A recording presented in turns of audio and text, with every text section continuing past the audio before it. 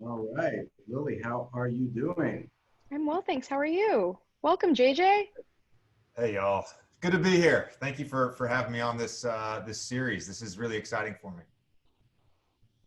We are kicking off our Acker All Stars Uncorked with JJ Redick, NBA superstar. Thank you for joining us, JJ. You're on USA Today, TNT. Where aren't you these days? I mean, everybody wants a piece of JJ Redick. You're on Acker Zoom. I mean, you've got like everything covered. My wife actually asked me tonight. She goes, "Do you think you're doing too much?" And I said, "Look, I'm doing the things that I want to do. You know, tonight I had an opportunity on TNT to talk about race with Kerry Champion and Renee Montgomery and Isaiah Thomas and Coach K. I'm not going to pass that opportunity up, and I'm certainly not going to pass the opportunity up to drink some awesome Burgundy with you guys." Well, we're pleased to have you. Good And decision. that's a, yeah. And Sean, you thank you want to, everybody for joining us. Yes, absolutely. Thank you, Lily. I'm going to keep things going here. We've got a lot of wines to get through, and we have to talk to you about wine. You know, we're going to keep things positive. We're going to keep things in the fun zone here tonight.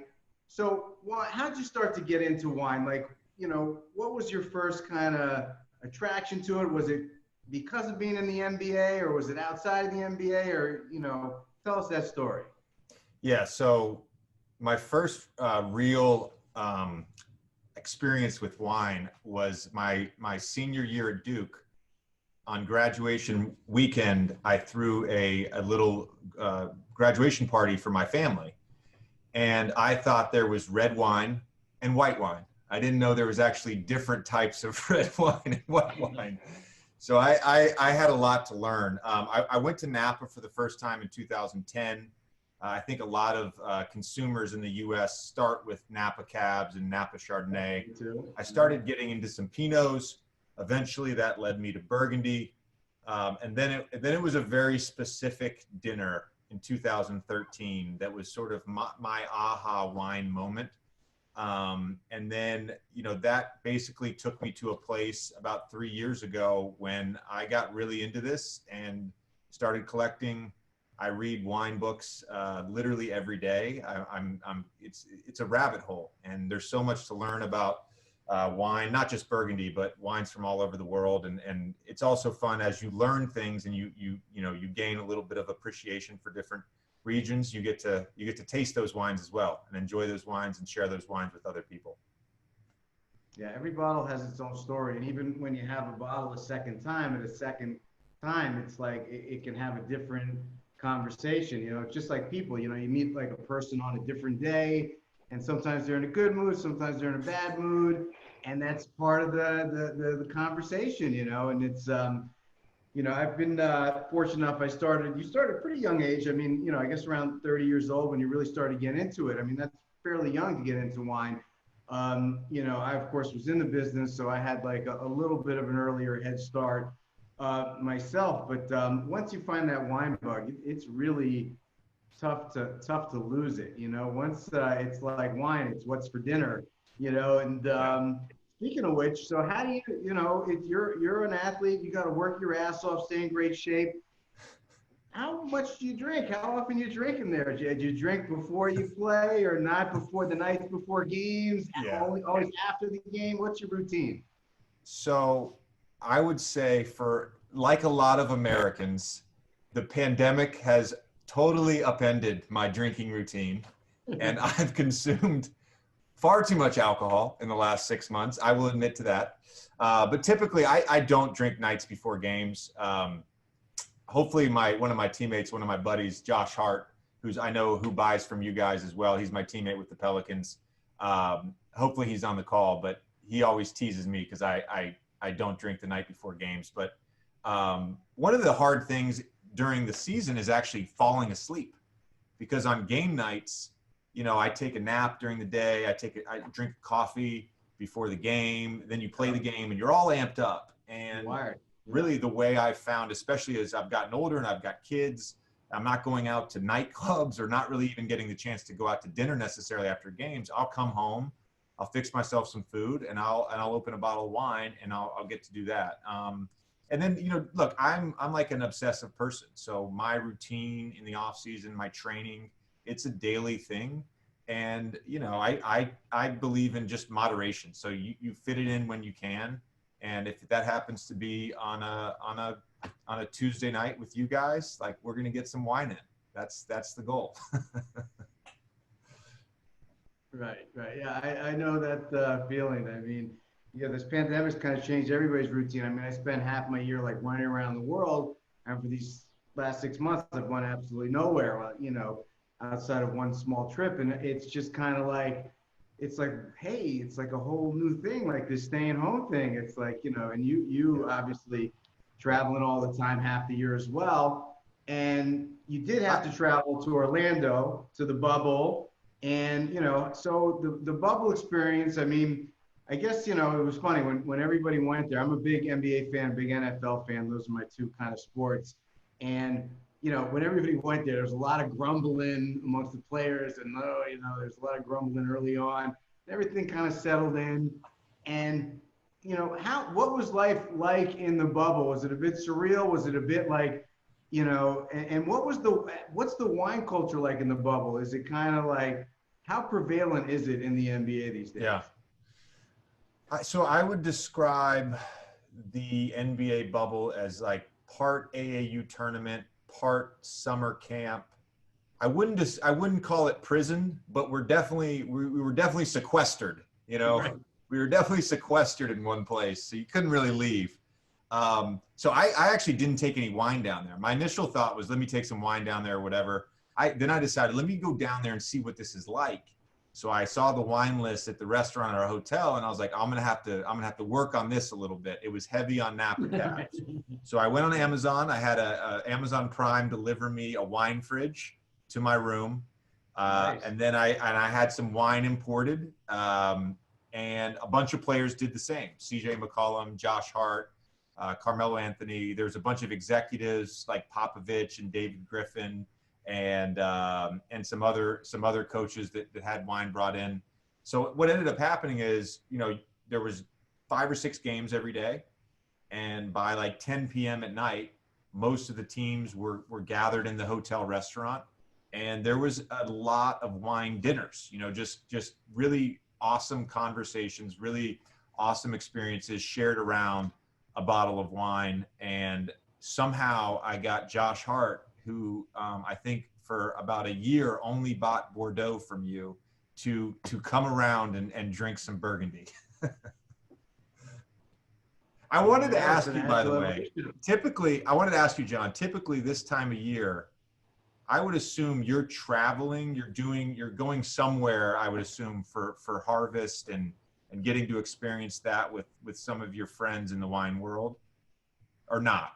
No, I don't do harvest. I do Hong Kong a lot, and I do, you know, I do my travel schedule is like Hong Kong 8-9 times a year. I go to Brazil a couple times a year. I go to Europe for a month every summer, and then once or twice other times. And, you know, I go to California once a year. So that's kind of like my core travel routine. And I'm hopping back and forth to New York a lot.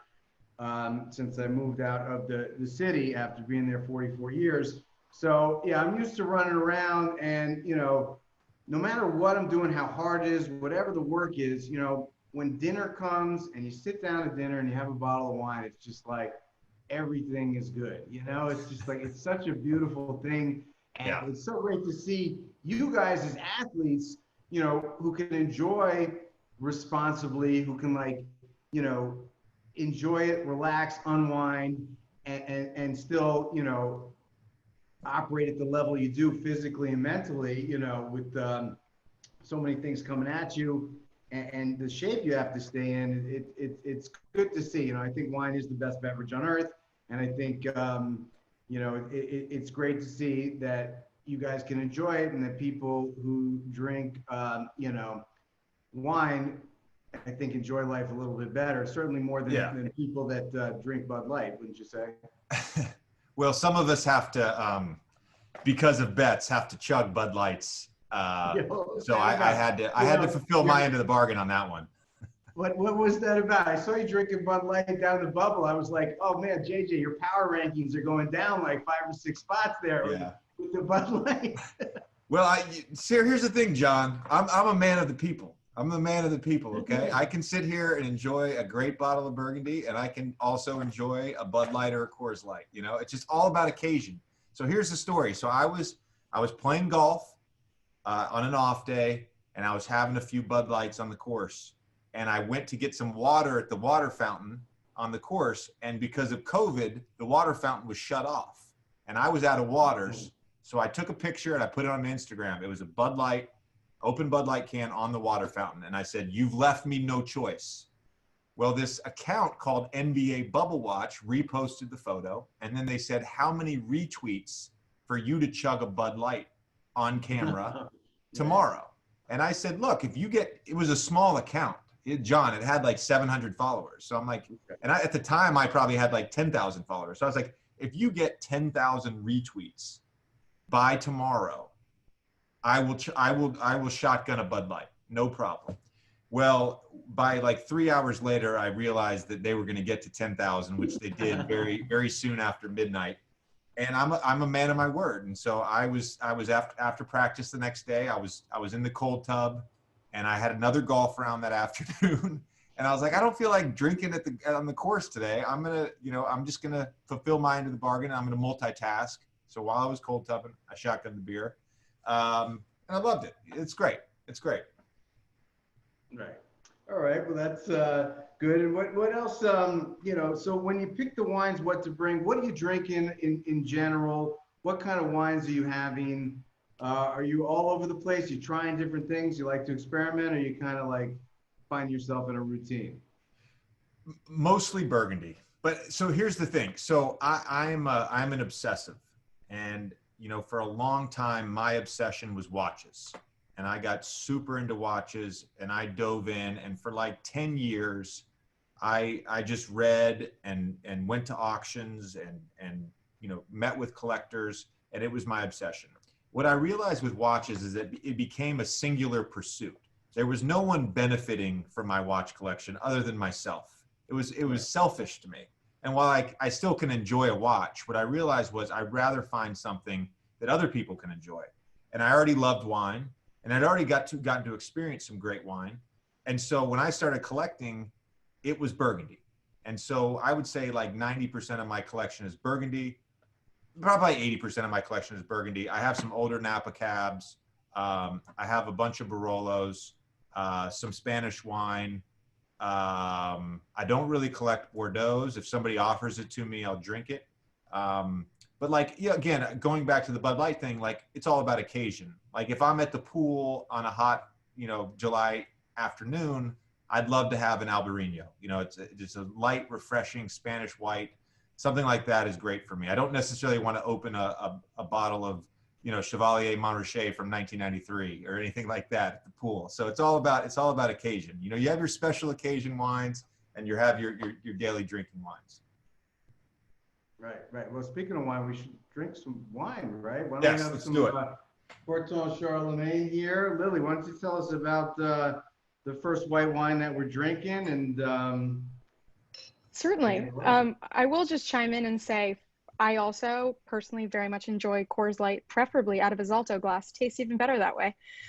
So the first wine that we're having this evening is the 2017 Domaine Clos de la Chapelle Corton-Charlemagne. And it's from a great vintage, the 2017. John has the bottle on screen right there, and I'll throw the link to the wine in the chat too. In 2017, it was a great vintage for white Burgundy, and only 1,500 bottles were produced by this relatively small producer based in Volnay, and they only own Premier Cru and Grand Cru vineyards. The history of the domain goes back to, I want to say, over 1858, and it was purchased by an American wine connoisseur who John and I both know in 2011, and they've been making some great wine that we are lucky to have a little bit of since. What do you guys think of it, John, JJ? JJ, you're a guest of honor. Why don't you Yeah. let us know what you think about this wine? Well, I think it's delicious. I've had a couple different Corton-Charlemagne from 2017, and have really enjoyed them. This is no different.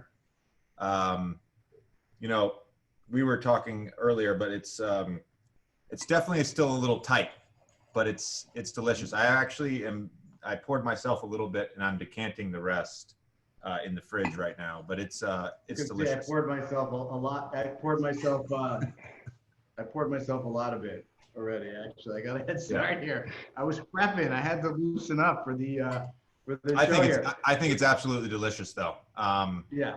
Yeah. I mean, and for anyone who's collecting wine, the 17 Whitebergs, they won't let you down. They're great. You took the words right out of my mouth. I mean, I was talking, we had a podcast or Zoom with Rouleau earlier this year, and he told us 17, 18, and 14 are like the three of the greatest vintages. 14s are mean. We had this discussion a little earlier today about the 14s, but 17s are just they're giving, they're delicious, they're ready to go. And this is a vintage that you could back the truck up and really just kind of have lots of 17s and be drinking very well for the next decade for any of you out there that are buying these things. We have a lot of comments and people chiming in. Lily, do you want to bring anybody online or anybody's questions online here? I'll bring in a few questions because we've gotten a few repeats. And I think since we're early on in the conversation talking about JJ's history and wine, do you have any favorite books, wine books, or kind of wine resources that have helped you learn about wine and that you might suggest to a newer wine drinker? You know what? I've actually got one of John's books right behind me up there. Yeah. That's my only book. That's my only book. Okay, all right. Well, his only book. Well, you sent it to me maybe a year or so ago, so I appreciate that. So there's a few sort of classics. The Wine Bible by Karen McNeil, and that sort of will take you all over the world and give you a good sense of the sort of the premier producers and areas in every region. I love the Sommelier's Atlas of Taste. I think that it's specific to Europe, but I think the way they write about Burgundy for anyone who's getting into wine is really awesome, because they'll talk to you about taste profile and soil profile, and you'll really learn a lot. And then my other one that I actually really like, because I'm obsessed with Burgundy, is I think it's Janine Cho. She wrote the Burgundy 100. Which is basically, she goes into sort of the top domains in Burgundy and their top wines and some of the top vintages that have come from those producers. She actually priced it out of what it would cost to actually collect all of the top 100 Burgundies, and the number is insane. So it's hard to sort of collect that necessarily, but for anyone sort of that wants to understand what great Burgundy is, that book is like an amazing reference point. And do you think did you read a lot as you got into wine, or did you go through other resources or kind of just tasting with people? What would you recommend to the new wine drinker looking to get more into wine? Yeah, I mean, I think reading about wine is really important. I think understanding what soil means, what terroir means, what a wet season means, what yield means. I think understanding all that stuff and why a certain vintage can taste the way it does is really important. But I also think the most important wine education you can have is actually tasting wine, figuring out what you like, and then going down that sort of path. The other point I would make, and this is something that I've realized in the last year, is there's a lot of amazing wine being made all over the world right now. And so being open to different wines, whether that's German Riesling or a Pinot Noir from Austria or Hungarian wine, there's incredible wine being made all over Europe, all over the world.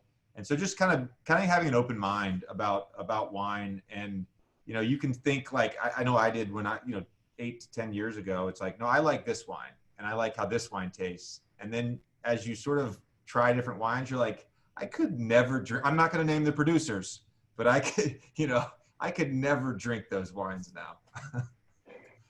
And that has nothing to do with price point either. Because if you give me a great, like, $25 bottle of Spanish white, I'm in heaven.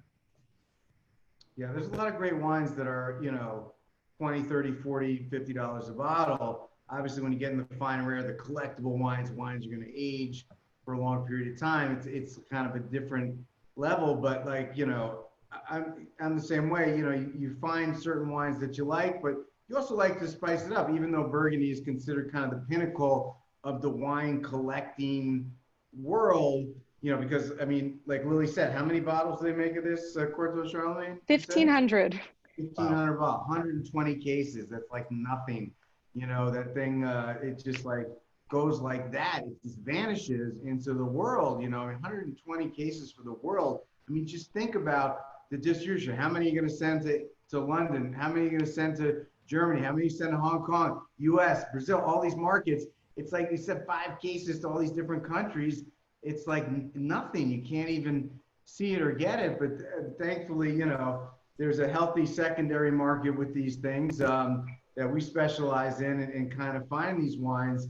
And it's just, but, for everyday drinking, you can't necessarily open these wines up every day. You got to find something that you can just go to. You want to have a glass or two. You don't want to finish the whole bottle. Like when you open up the wines that we're kind of drinking tonight, it's almost like you feel obligated to drink the whole bottle because it's just like it's so special, right? I mean, so, John, like when you talk about like price point, I think for a lot of people, Burgundy, the entry point for a lot of the great wines is honestly just, it's too high. I mean, the collectible wines are $100 or more, sometimes $1,000 or more. But I think when we talk about sort of like the great producers, they're making, there's 4 tiers of Burgundy. There's the Grand Cru, the Premier Cru, villages, and then the regional. But they're making incredible village level wines that are comparable to wines that are way more expensive in other wine regions. And so I think that's really, for a lot of people that want to get into Burgundy, that's the value play, is finding the great producers that are making great village wines from great vintages. Yep, I think real estate is location, location, location. Wine is producer, producer, producer. If you like a producer and you see their name on a wine, doesn't matter if it's $30 or $300. They're putting their heart and soul into it. They are like artisans. They're handcrafting these things. And what makes Burgundy so special is these guys are like, they defer to the land. And like we said, the terroir, they're like, oh, we don't make the wine. We're just the shepherd. We just kind of like, we take the grapes and we gather, put them in the bottle. And it's like the earth, and there's this real reverence for the earth and the sense of place. And I think, Bordeaux has that sense of place. Places in Italy, like Piedmont, Tuscany have it. Germany has it with some of the great Riesling vineyards.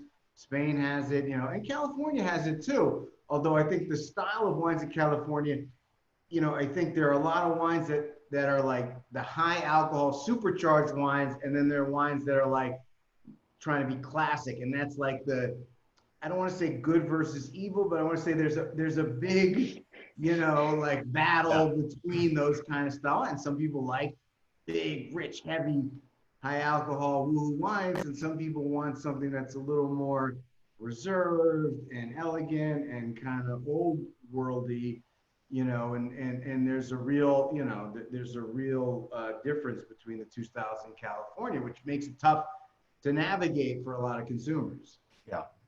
No, it's a great point. And I think too, it's if what I've discovered, because I was so naturally drawn to Pinot Noir and then Burgundy, is that I've discovered that, I just enjoy like high acid wines. Like acidity is sort of king for me. And so I'm drawn to Barolos.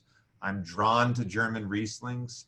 Of course I like Burgundy, but like I like high acid wines. And so the big, bold, California cabs, they haven't done it for me. Now I've still found enough producers that make California cabs that I can enjoy, but but yeah, it's for me, it's like acidity. That's what I love.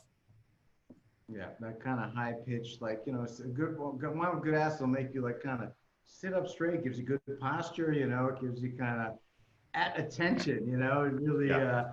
I understand completely what you mean. So let's try one of the red wines here. We haven't even broken the reds. We got 3 red wines. We're going to start with a young buck.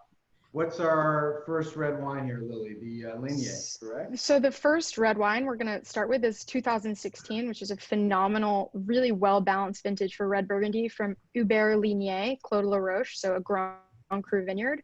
And this for the domain is kind of the standard bearer and one of the benchmarks for that vineyard for the Grand Cru. And the vines there are 50 to 60 years old, and the family is in the 3rd generation and has been imported to the US not for very long, only since 1978 by Rosenthal, kind of an old New York importer. And from what I remember last tasting this wine, it's really delicious, and I hope it's showing well. JJ, what do you think? No, it's amazing. So Clos de la Roche is one of my favorite Grand Crus in Burgundy. It's a Grand Cru that I collect and really enjoy. I think it's fantastic. One of the things I was going to ask John about, just in terms of the transformation over, let's say, like the last 20 to 30 years in Burgundy, in terms of winemaking and farming philosophy. And this is true in Barolo too. Like, I feel like with the advancements in technology, like, we're able to enjoy these Grand Cru wines way earlier than we would have been 20 or 30 years. Like, this is absolutely drinking amazing. It's delicious. And, it's a 4-year-old wine, and it's fantastic.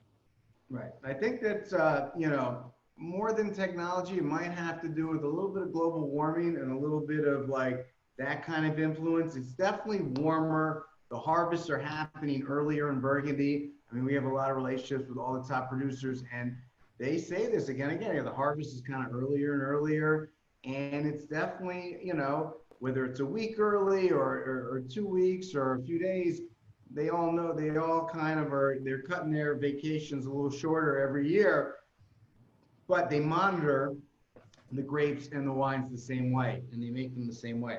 What's the level of the sweetness, the sugars, the pHs, the acid, all that stuff.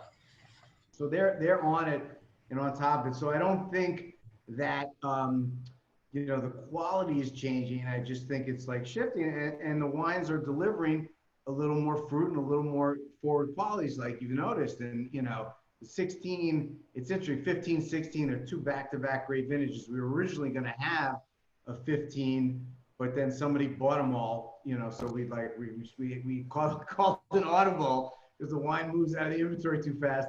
But the 60 is so fresh, and this is like a vintage that I think you will love to collect because it's fresh. It's got acidity. There's a freshness to this wine. It's not a heavy, chunky, like 09, 15, or a little richer, heavier, chunkier kind of vintages.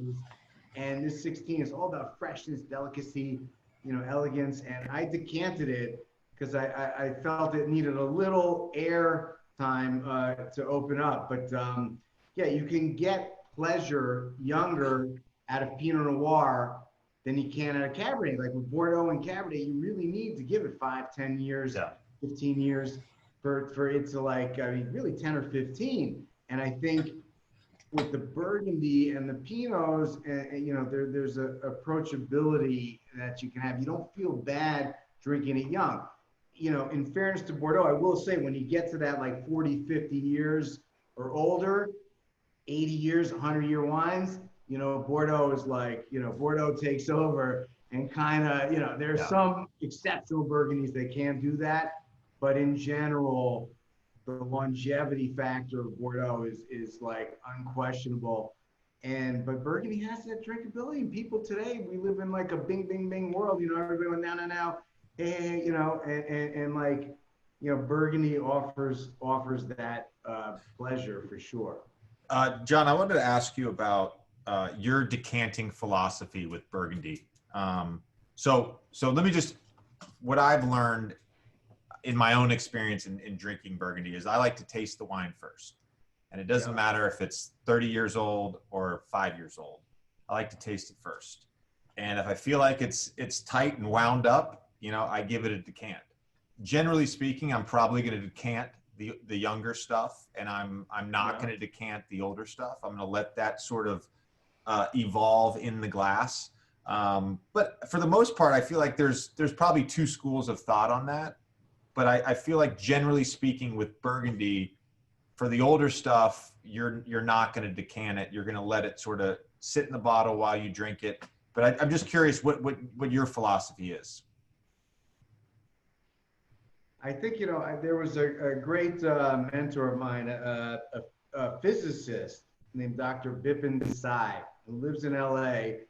He's in his 80s now. I still talk to him. We still, and he used to hold these giant weekends of these extraordinary wine tastings, and winemakers would fly to LA and everybody would come. And he used to go to Bordeaux every December when nobody was there so he could have everybody's attention. And he was like he's a cult wine collector, and he was like a very and still is a very near and dear person. He always said, you know, a good rule of thumb is decant it 30 minutes before you're going to drink it. You can never lose. Like if you say, like, because he would do these dinners, he'd open up like 40 wines and at a dinner, and it would be like a tasting. And you know, I think you're right. I think though, you always taste the wine first. Like I tasted this Lignan, I was like, it just felt like when I opened it, tasted it wasn't jumping out of my glass. So when you feel that, decant, right? And 30 minutes, I think, is a good rule of thumb for anything, you know, within the last 30, 40 years. You're really not going to lose too much by going that route. I do think so. For some of the older stuff, because I've had this happen to me before, where, you know, it's a 25 or 30-year-old Burgundy, you put it in the decanter for an hour, and by the time you get to that like fourth or fifth sip, you've lost some fruit. You've lost some fruit, and you've lost out on some experience that maybe if you had just, you know, poured it in the glass or maybe decanted, like you said, for 15 or 30 minutes. But I agree with you. Like this Ligné, I tasted it out of the bottle. I was like, I decanted this, and I decanted the Corton-Charlemagne. Those are the two that I decanted of these. The other two that we're about to drink, I left in the bottle and poured myself a little glass and let it happen in the glass. Right. Yeah, I think you're right. With the older Burgundies, you really don't have to decant. I think you can only, if you need extra air, you can always sit here and do this. Right. You know, work it. Right. You know, you can work it. I have another trick for you that might be something that the world's leading champagne expert, Richard Ulin, Swedish guy, taught me when smelling the wines. I like to share with everybody as well. You know, most people, when they smell the wines, right? They go in here, okay. So, but if you smell the wines and you roll it, it's like a stereo versus a mono. Oh, there you go. Right? You see that? Yeah. Isn't that an amazing trick? It's like an amazing trick. That's one of like, and it took me a while to train myself to like, you know, I had to like really think about it. Like, hey, you're not doing it. Like, but when you roll it, it's like stereo versus mono. That's like one of my best little pieces of wine advice. You asked me for some wine advice, and that popped into my mind because I love sharing that kind of info with everybody. And somebody saying they should smell bourbons like that too. I don't drink bourbons. I would not know. But Lily, you're our bourbon expert. What is our I don't know about that, but it's certainly, and most people have one side of their nose that works better than the other side. Yeah. And so doing the moving the glass from one side to another, you may get certain sensations as one side works better than the other. But not as familiar with bourbon, though we did do a Macallan tasting where we learned quite a bit about how to properly taste the spirits. And that was more of the holding it on your palate, which you didn't expect, I would say.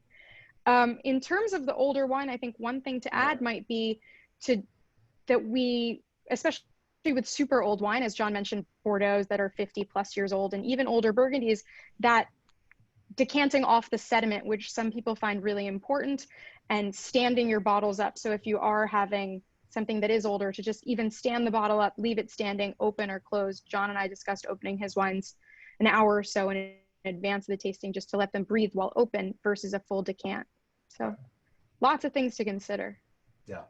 Right, and lots of questions coming in. We have, while we pour this next wine, which is 2001 Clos de Tart, now we're getting into some mature or aged zones here. Do you have some questions you want to share from the crowd, Lily? Yeah, let's go on. I know, JJ, you did mention that one of your favorite appellations in Burgundy is Clos de la Roche. Have you Yes. been to Burgundy, and what is, of all of the appellations, perhaps your number one favorite?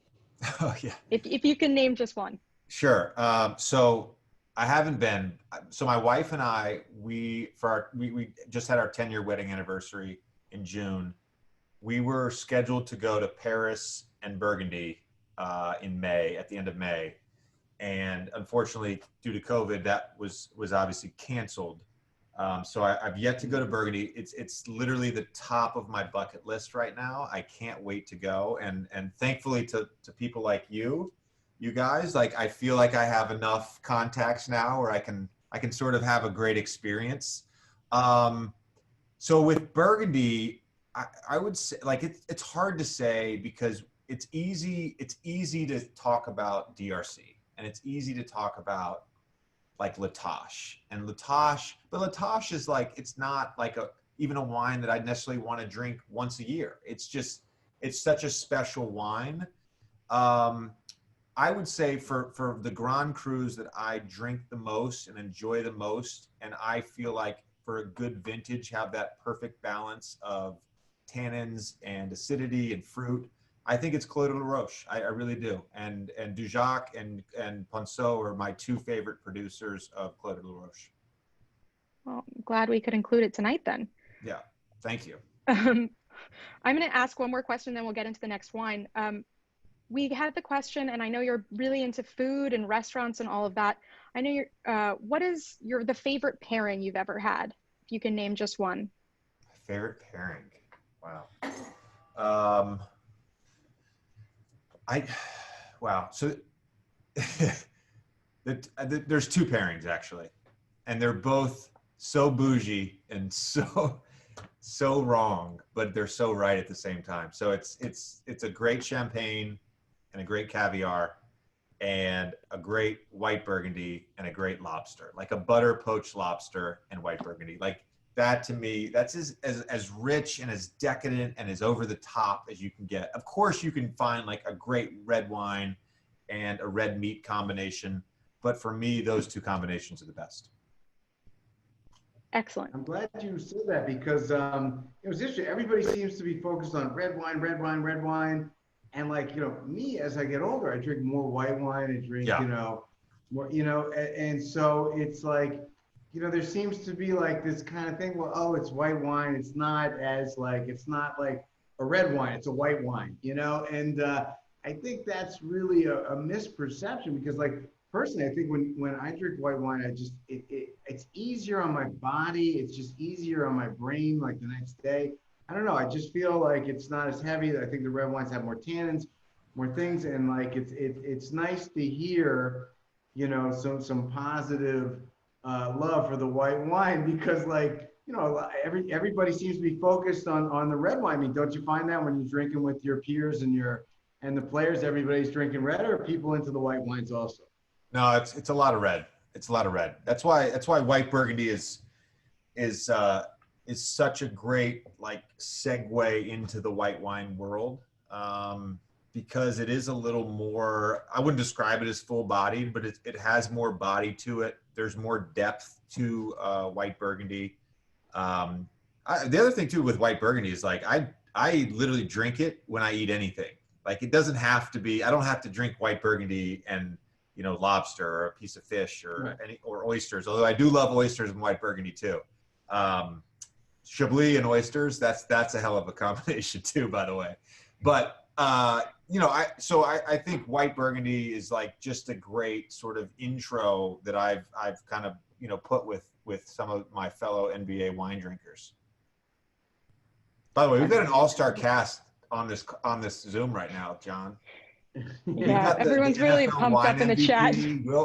Will Blackman, we've got Josh Hart on here. Come on, this is right. fantastic. Can you So can you describe this Corton-Charlemagne? Because this is amazing. Yeah, this is to me is what I would call, it's a little bit of a beefier style. There's kind of that like soy glaze, you know. Yeah. There's kind of like this, there's a little bit of like what I call a good herbal. Like herbal's like a funny word because you say herbal and people are like, ooh, it's like herbal. No, it's like not good. And it's like, actually, this is a good herbal, like a bouillon almost. It's a rich wine. It's I mean, it's a concentrated wine. This is about as rich as Burgundy kind of gets, I think. You know, it doesn't really get much more fleshier and fruitier. And the O1 is a very expressive vintage. It's kind of lost. It's a great vintage. It's a connoisseur's vintage because every 9902 get all like the attention, but OOs are delicious, much more approachable. 01, I mean, this is a serious wine. I've had some great O1s. And obviously the price for a 99 and an 02 versus an 01 is significantly higher than an 01. So I think there's, you know, if you can find some Grand Crus at the 01, you can find some value there. So you think the 01s are like thinner at all? I find them to be a little thinner, if that makes sense. I don't know if I would call it less concentrated. I mean, 99 is like an ocean of fruit. Yeah. 02 is I feel like 02s are a little bigger. Yeah. No? More muscular. Bigger. Yeah. A little bigger. 01s, I wouldn't call it thin though. I think, you know, yeah, I mean, maybe svelter, would that be? John, we just got a question from John. We just got a question about how about pizza? So I think Pinot and pizza is one of the all-time great food combos. If you're having a pizza, and you're a New Yorker, so I know you have pizza. You're having pizza. What's the red bird you're gonna go with? Like not have the pizza. You what? Well, it's a battle every week not to have pizza. I'm like, it's especially like late night. It's like, you know, Yeah. And then my wife always gets it on the weekends for cheat day. She orders like, you know, I love the olives, the olives, peppers, and onions pizza. That's like my go-to pizza. I'm like, I can't resist it. But you know, I think pizza. Yeah, I think of Pinot like a younger Pinot. You don't want, you know, an older wine with like pizza, but obviously, you know, Tuscany is great with pizza, and also, you know, I think you're right. Pinot Noir is really good with pizza. You know, I do find that cheese, in general, when you have like a great cheese plate, is much better with white wine. Like white wine and cheese. So I generally would like a rich, buttery wine. You know, like you said, I do like white wine with pizza, but I do like you can have like a young Pinot Noir from California. There's so many good ones, like the ones Raj Parr is making. You mentioned his book, like Sandy and The Evening Land and these kind of things.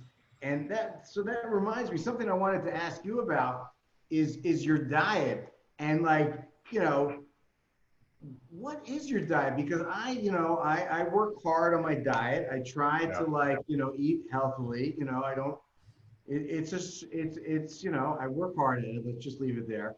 And like, so, you know, you obviously are at a, you know, a higher level of fitness, and the fitness in the NBA and the knowledge and everybody like staying fit. Like what's a typical day of eating for you? A good day or a bad day? A good day. No. Day we could look Typical. up to. Again, this goes back to my earlier comment about moderation. So, you know, I inherently believe, I fundamentally believe that you should treat yourself a little bit. So I don't particularly like sugar, but on Sunday morning, I go with my kids to get donuts. Okay. So that's a cheat, right? I would say most days I have, you know, eggs and fruit, or eggs and a piece of toast in the morning. I don't eat a big breakfast. I usually have a salad for lunch. And then my wife and I either cook or we order out. We cook a ton. And, you know, it's like I eat a lot of vegetables. I eat a lot of lean meat. I I don't eat a lot of fried food. Right. Once every 10 days, I'll have a cheeseburger and it's awesome. Yeah. Once every 2 weeks, I'll have pizza that's awesome. Like it's not, so again, it's like, I find the ways to pick and choose.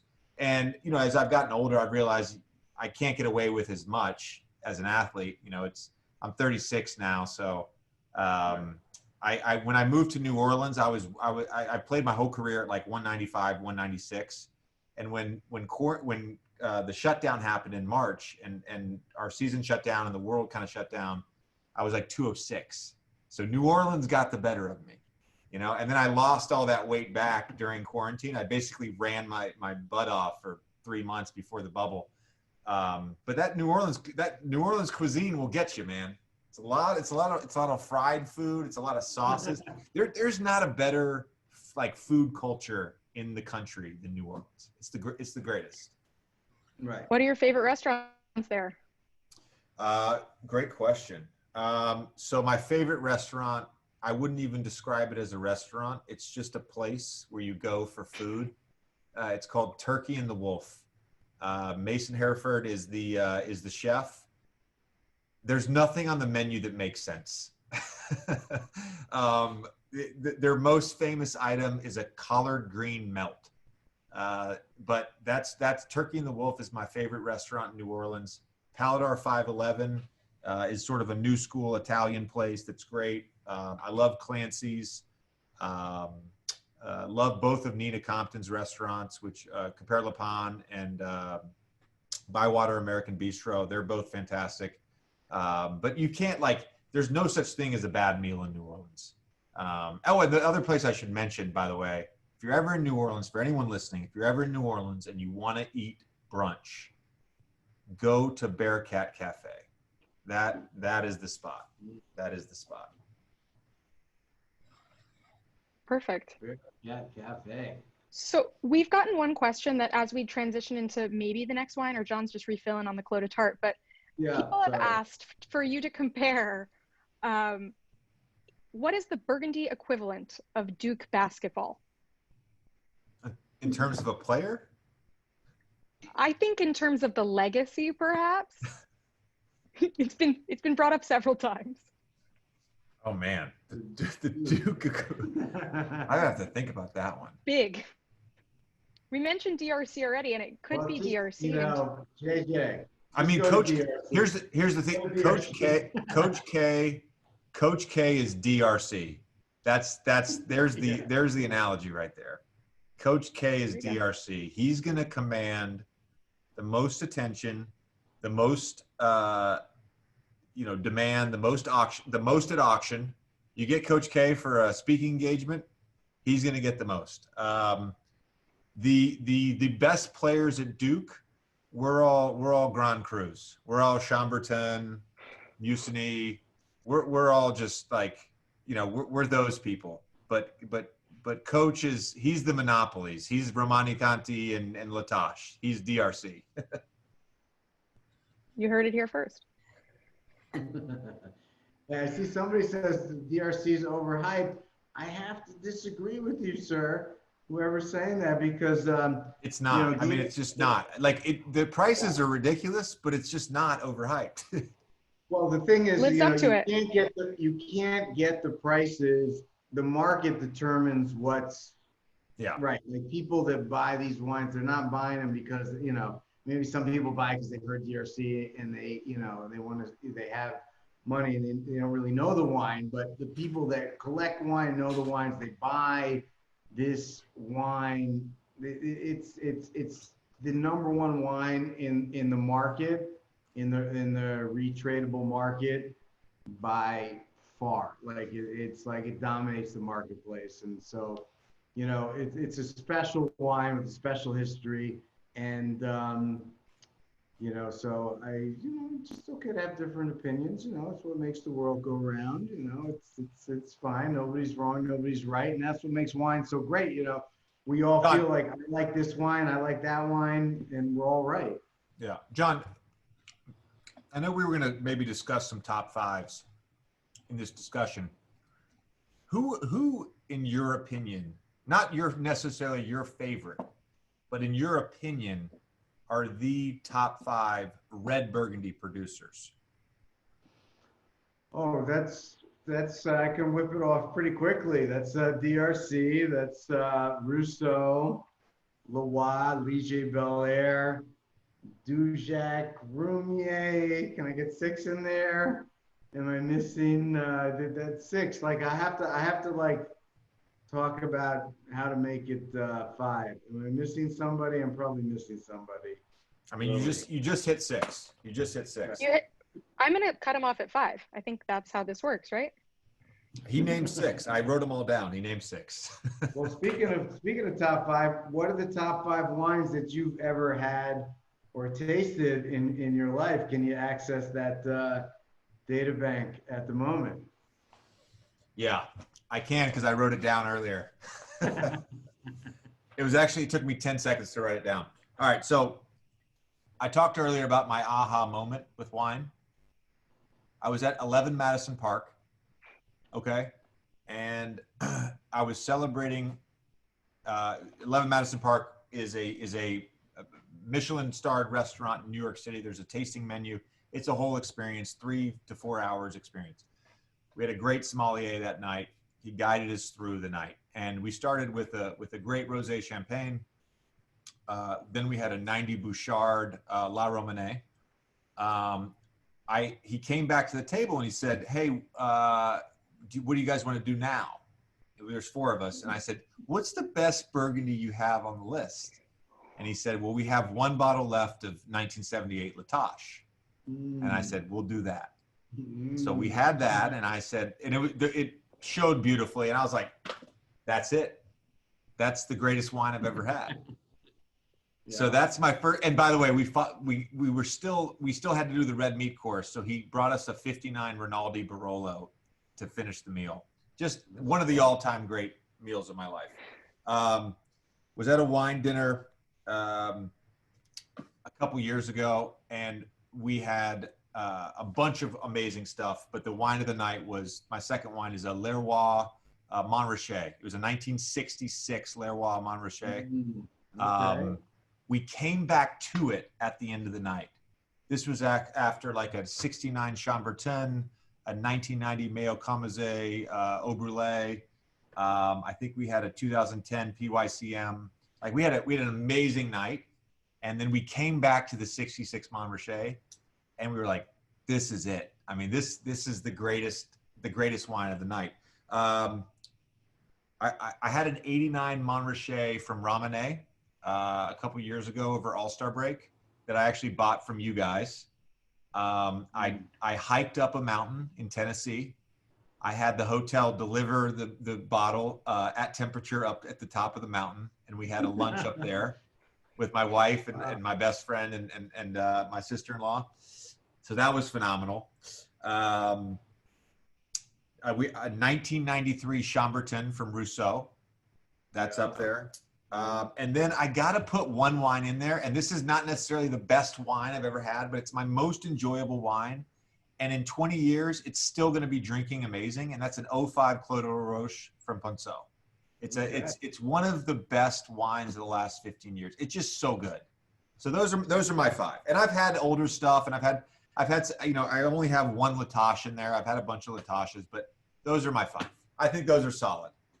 I can't, that's pretty good. You're like, I think, all the NBA guys need to start calling you sensei. We'll see. We'll see. So, and what about top 5 restaurants you've been to? I mean, 11 Madison, obviously you had that great meal. Have you had some, do you have some, you get to travel around a lot, but I guess it sounds like you don't always go out after the game because you're tired and you just want to kind of like tune out and check in with the family and stuff. But like, you've obviously been to a lot of great restaurants. What are some of the best restaurants you've ever been to? Still to this day, French Laundry is probably my favorite restaurant. I've been there 6 or 7 times. I've never had a bad experience. It was sort of the OG, it's the OG Thomas Keller spot. It's the OG American tasting menu spot. It's one of the places that influence the foodie culture in America more than anything else. And so that to me is up there. I went to Osteria Francescana in Modena in Italy. That's got to be up there. Yeah. I went to I can't. What is the name of the place? The chef from Jiro Dreams of Sushi, which was a Netflix documentary. It's in Tokyo, Japan. That sushi place was incredible. So those are like three of my all-time favorite experiences in terms of food. But then you need your places that you just enjoy going every day. You know, you need your place that you love going once a week. Right. And for me, like in New York, we have an abundance of that. And I would say my two favorites are Lilia in Brooklyn, which my friends Sean Feeney and Missy Robbins own, and L'Artusi, which is a sort of an older, in New York, by New York standards, an older classic, but L'Artusi in the West Village. Those are my five. Nice. Those are solid, I feel like. It's a solid top five. I think I feel confident in most recommendations you would make. I think I'm probably good with like 95 or 6 out of 100 recommendations you would make. I think I would like just go blindly and like, you know, and check it out. So we have one more wine to taste here, right? We have, now we're going older. We're going further back, 1995. You mentioned the producer, Mayo Camazé Clos Vougeot. You know, now this is a wine that's 25 years old. It's older than some of your teammates. What do you think about this wine here? Well, it's delicious. There's definitely, like, you can tell the difference with this wine, even compared to the 01. There's like a little bit of bricking, so like discoloration. It's turning that, you know, to a degree. There's a level of like orange here. But it's great. I mean, there's an earthiness to this wine that's like really enjoyable, I think.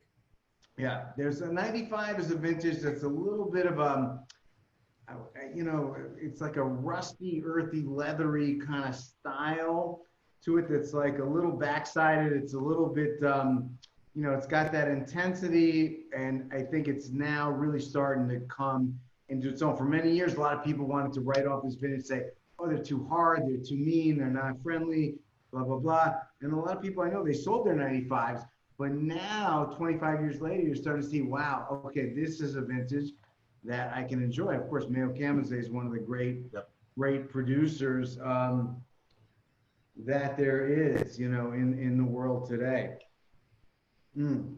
So the back to the NBA for a little bit. It looks like a Miami Los Angeles finals, which is a great story. I think a great battle for the NBA. We'll see. It's not necessarily going to happen, but all signs are pointing towards that. Of course, your former teammate and wine-loving friend Jimmy Butler is on Miami. He's really made that team, like, it's amazing what he's done this year.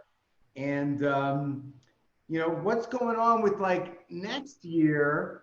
Is it going to start on Christmas Day? Is that definite? It's still got to be worked out. Are you guys going to travel around to the arenas like football and baseball? What's happening?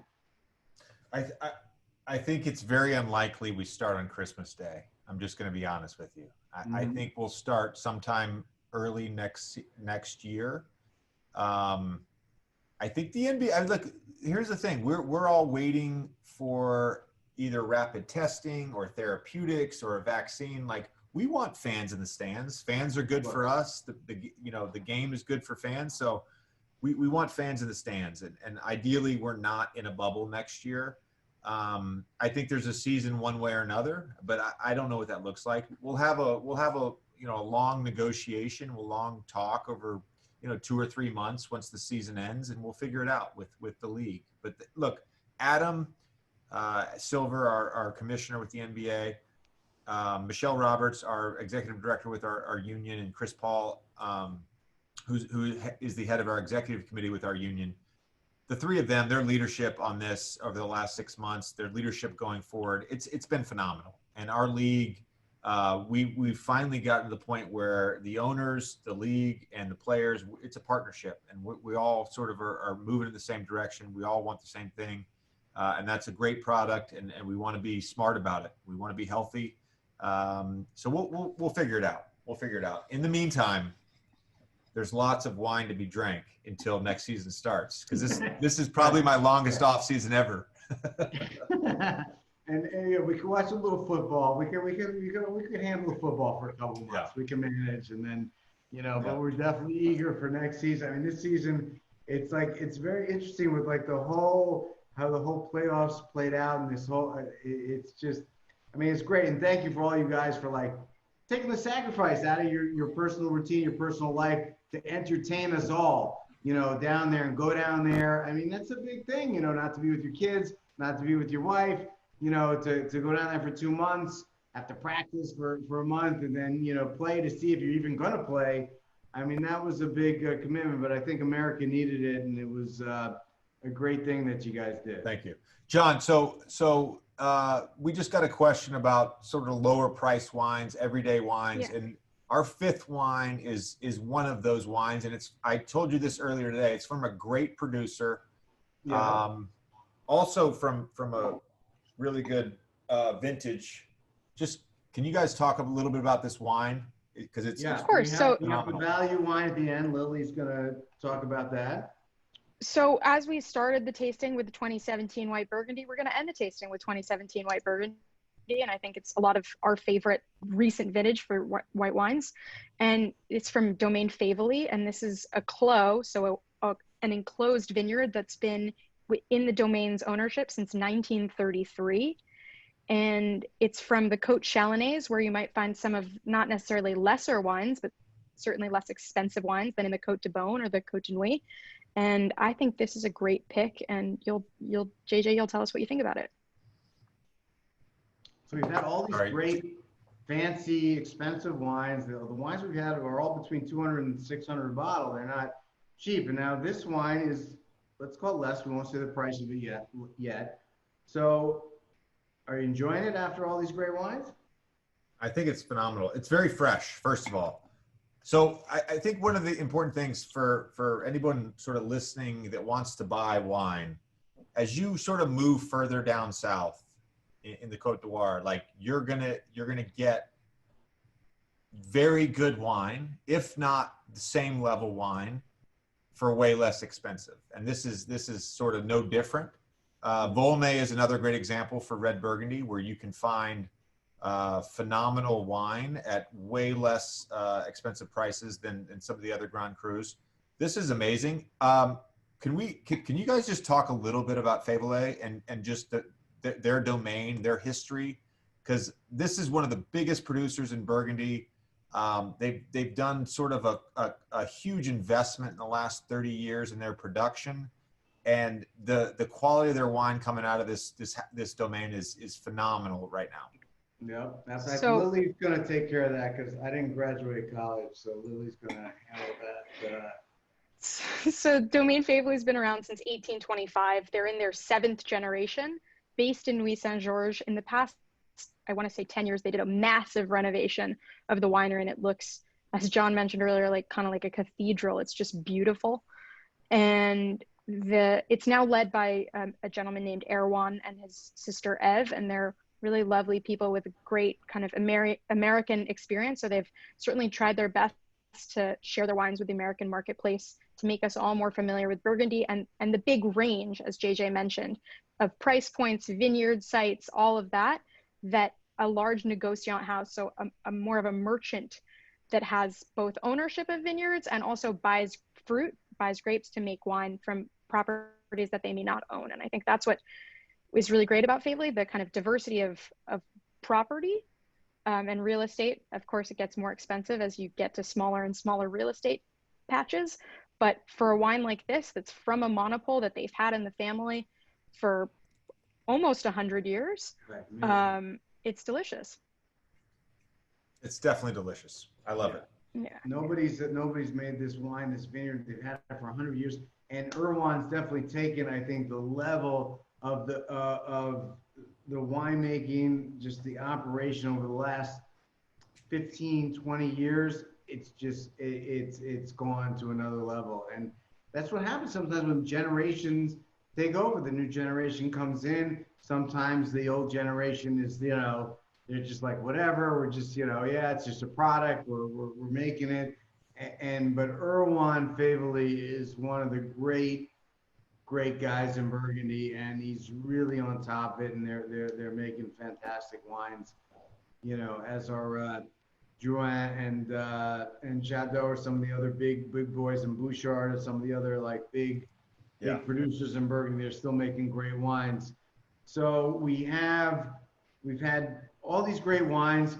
We're gonna wrap this up with what we call a 60-second shot clock. So you got to be ready here. Take a big chug. JJ. To be clear, I don't know. You told me you were doing this, and I don't know any of the questions before. Yeah. I wanted to go in blind. It's a 60-second shot clock. We're going to ask you a bunch of rapid fire questions, and you just answer them. It's going to be wine, basketball, food, some of the things. And Lily, you got your stopwatch set? I'm ready to go when you are, John. I'll press it when you start the first question. Okay. So, first question. Red or white wine? Red. Okay. Best player of all time in the NBA? Oh, Michael Jordan. Second best? LeBron. Second best? LeBron. Okay. Third best? Kareem. Okay. What's your most hated food? Mushrooms. Okay. John, you found someone. New World or Old World? Old World. Okay. Who's the league MVP next year? Next year, I'm going to say Devin Booker. There's a surprise. Devin Booker. All right. I like that. What's the most wines you ever drank in a night? By myself? Well, no, just number of wines you've tasted in one evening. 9. 9, all right. What's your signature shot to win a game of horse? All right, right corner. I put my left foot parallel to the sideline, and my right foot parallel to the baseline. I call it a duck shot. I'm behind the backboard. My feet are like this, and I shoot it over the backboard, and it goes in every time. I literally have never lost on that shot. Wow, I need that video of one of those. Nice. Okay. 3 of your favorite movies of all time. Swingers, Interstellar. Fuck, I can't even think of a third. I just love those 2 so much. You're in your second minute, but I'll let you keep going. All right. Okay, that's all right. We're going to finish. We have to. So, I know the answer to this one. Burgundy or Bordeaux? Burgundy, yeah. Right. What's your Last Supper food and wine pick? Last Supper food and wine pick. Man. See, you didn't give me these beforehand. So my Last Supper, I want a Domaine Leflevre, Chevalier Montrachet. I want that on the table. I want a Dujac on the table. Right. Probably. So he doesn't make a lot of. They don't make a lot of Chambertin. I want a Chambertin on the table, and I want a DRC Latoche on the table. I want those 3 wines on the table. All right. For food, I'm definitely going to have some raw oysters. I'm definitely going to have some caviar.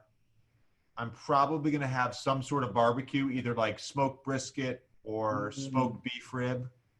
And then I'm going to this is a surprise, but I really love a lamb rack. I love a lamb to finish a meal. That's my thing. For dessert, I'm probably just going to go with just a basic donut. I just love donuts. That's my last meal. I think the donuts are better in the morning, though. The dessert, you got to go back to like a different wine. I want to say one thing real quick. I had, by the way, earlier this year, I don't like sweet wines at all. But earlier this year, I had a 67 Chateau d'Yquem, and it was it was a life-changing moment to have that level of complexity for a dessert wine that old. It was insane. The sweet wines are amazing, but for me, and I think a lot of people, it's the sugar, and it can make you a little for me, I get a little dizzy when I have after, because you have 5, 6, 3, 4, 5, 6 wines, and then you have a big meal and a rich, and then it's like the dessert wines, they're phenomenal, but you have to take a little taste, and but the great thing about them is you can keep them in the fridge you put the cork in it, they last a month, 2 months. I mean, they're Right. like, Right. you know, they last forever, forever. So I'm not done yet. Most underrated NBA player in the game today. Man, I still think it's Jimmy Butler. All right, you're probably right about that, actually. I thought, you know, he might be your league MVP next year. I was thinking that. Yeah. But last wine you drank before tonight. Jeez, I got to go back. I got to go back 3 nights because I didn't drink the last 2 nights. Shit. So I think. Hold on. I don't.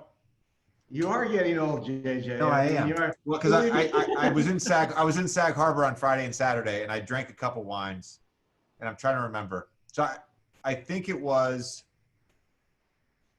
a 1999 Jadot, and I can't even say the name, but it's like Le Trissier Chambertin is a Grand Cru. Yeah, there you go. 1999. Yeah, I got a case of that from you guys, Okay. and I opened one of those, and it was delicious.